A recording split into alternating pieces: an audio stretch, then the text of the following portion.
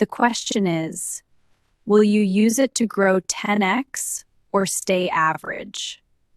10x growth starts with one decision.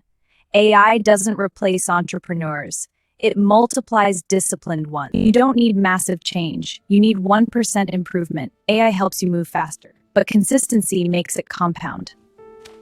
Step 1. Automate creation. Use AI to generate content, blogs. If it takes others 5 hours, AI helps you do it in 30 minutes. Step 2. One piece of content becomes 1 YouTube video, 5 shorts, 10 tweets, 3 emails, 1 lead magnet repurposes at scale. Step 3. Use AI for data decisions. AI shows you what works. You double down. Stop chasing money. Start building systems. AI chatbot for support. AI automation for sales. AI funnels for lead capture. Systems work while you sleep.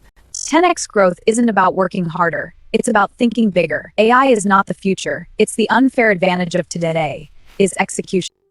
If you're building an AI-powered business, subscribe. This isn't just strategy. This is personal.